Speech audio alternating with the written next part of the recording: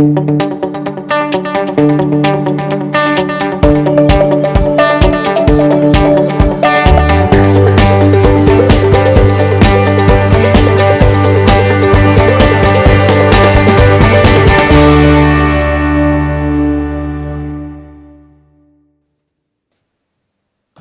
everybody, welcome back to TechViews Unplugged. I'm Andy Mann from CA Technologies. I'm here with my mate and colleague, the ever extraordinary George Watt. How you doing, George? G'day, Andy. Hey mate, let's do new and cool first. I know there's some cool stuff that I want to talk about. I'll give you first shot though. What you got? Well, Andy, would you consider a PC the size of your thumb cool? Whoa, I would. So Dell recently started shipping a thumb-sized PC dubbed Project Ophelia to its beta testers. Expects it'll be available to everybody within the next few months. Ophelia looks more or less like a USB drive. It could turn any screen or display with an HDMI port, into a PC, a gaming machine, or even a streaming media player, which is pretty cool. It runs Android as its operating system. It has both Wi-Fi and Bluetooth, and of course can access the internet just like any other PC. It's priced about $100, I think, in recognition of the pressure that smartphones and tablets are putting on the PC market. And Dell believes it's going to be the ideal thing for people who do most of the computing over the web. It's going to have to compete with technologies like Google's Chromecast media device, for instance, and a soon-to-be released really cool mobile computer or phone or computer that runs both Ubuntu and Android. And we'll put some links below the video in case you want to learn a little bit more. But it looks like we're soon going to be moving from the desktop to the pocket. Wow, that is very cool, I have to say. I've seen some stuff about plugging phones in before. This is something entirely different, just a key. Hey, I've got some stuff from Black Hat. Now, we all know Black Hat, and I've never been because, quite frankly, I'm afraid that my phone will be hacked and everything else will be hacked. But there's some really interesting news about what else can be hacked. 7 billion SIM cards are in active use today, right? There was a presentation at Black Hat that says that most, if not all of these are hackable with just 2 texts. Can you imagine that? You don't even have to be at Black Hat to get hacked. You just have to have people send you 2 SMS messages. And the other thing that was revealed at Black Hat, this is really interesting, I think. The researchers at the University of Birmingham have found 3 ways to bypass immobilizer chips that a bunch of different auto manufacturers are using to fight vehicle theft. Now, Volkswagen specifically came back and got an injunction against delivering this paper. The judge reckoned that millions of Volkswagen vehicles were issued with this chip and would be vulnerable if this paper was presented. Porsches, Audis, Bentleys, Lamborghinis. This is interesting. The threat is still there, right? But apparently it's irresponsible to tell the people about it. I think it reinforces a little bit of what we've always said about the identity and the access side.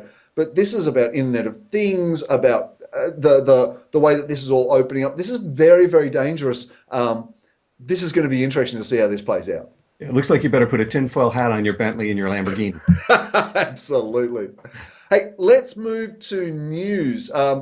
I'll let you give first stab at this one too, George. You're batting 1,000. What you got in news? All right, well, thank you. It's no surprise privacy's back in the news, of course, or still in the news, I guess. But last week, something really interesting happened. It involves a simultaneous arrival of 2 different news items. First, Neelie Kroes called for the creation of a European cloud network. She said that in the aftermath of the PRISM revelations, right, it's vital that Europe works to rebuild trust in cloud computing. And she said that in order to do that, the European Union would have to unwind the complex hairball of regulatory differences that we've spoken about before between the member nations. And she's announced a 20-member partnership that will take aim at the issue. Now, concerns over privacy in a story like that, that's not really new, right? And Ms. Kroes' response isn't really surprising either, I suppose. But what is surprising is that while that was going on, the Central Bank of the Netherlands approved the use of Amazon for financial operations. I saw that. Right? And so that's a stark contrast, right? So this includes all facets of financial operations, including websites, mobile apps, retail banking platforms, high-performance computing, and even credit risk analysis. And this approval not only includes Amazon, but also third-party services that run on top of it, provided they meet all the cloud computing regulations that are already in place. So it looks like Other financial institutions might soon join Spain's Bank Inter and Italy's Unicredit on Amazon. And I think it's a huge win for cloud computing overall, and perhaps for consumer-driven technology in general.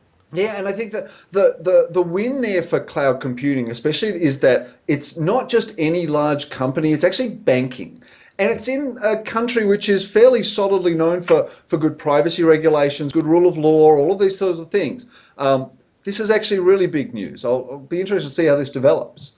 Absolutely. And when we're talking about cloud, the other thing that I saw actually was in SiliconANGLE. And it's all cloud all the time. We've just become TechViews, and all of a sudden we're talking cloud again.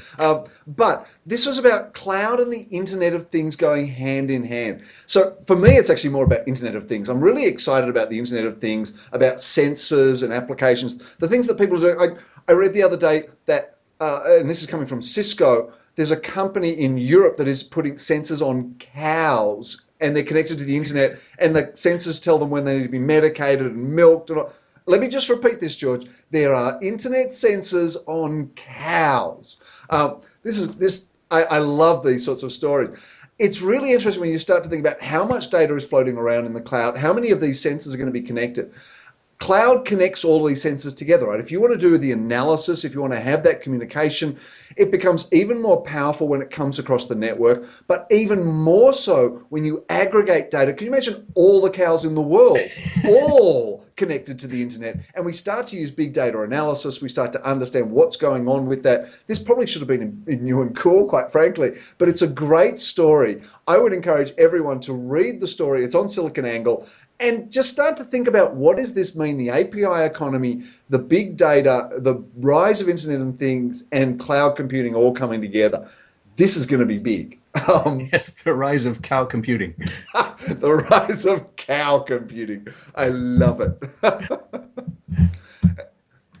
Well, since cloud seems to be thematic, we don't decide what gets traction, but it seems to be all cloud this week as well. I've been on a soapbox for quite a while, though, about how cloud and other consumer style technologies could serve as a great equalizer for small and medium enterprises. And a recent Oxford economics study confirms that that's beginning to happen. The study was sponsored by SAP and surveyed small and medium enterprises with an annual turnover of between 20 million US and 750 million. And they found that these small and medium enterprises are growing globally, and they're using both international partnerships and technology, including technologies like business management software, data analytics, mobile, social, and cloud to do it. So this is sort of a broad story. In fact, almost 2/3 surveyed believe that technology actually helps them to achieve longevity and sustainable growth. And it's an interesting study and refers to some of the challenges as well for SMEs, such as creating a culture of innovation, something near and dear to you and I, of course, and skills shortages. Again, something that you've spoken about even recently. So it's quite interesting insight, and it looks like these technologies are starting to prove their worth. And more data, of course, on this in the links below if you want to follow up. Yeah, absolutely. The ability for small and medium businesses especially to take advantage of these technologies is phenomenal. This comes back to the speed, the agility aspects of cloud. It's not just about being able to do it with OpEx instead of CapEx, which is big for SMBs as well. But it's about being able to do it at all, being able to do it with speed, and being able to get past the big companies they're competing with. This is great. I love this. Small and medium business is the engine of most economies today. Great to see. And consumer-driven IT appears to be the great equalizer. Yeah, absolutely. Hey, George, we got to get on to our quick fire round. So what I'm going to do, I'm going to start my timer now. And the first question to you, George, is cloud computing, apparently, according to an article, has hit $100 billion in worth this year. Is this a big thing? I think, we're just getting started, and a quarter of that, actually slightly more than a quarter, was Salesforce alone. So we're just getting started.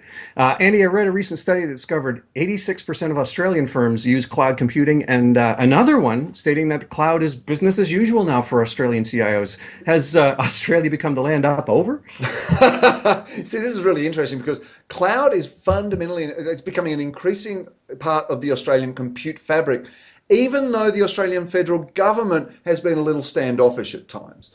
Look, One other thing that I saw was cloud is apparently being smothered by CIO concerns, right?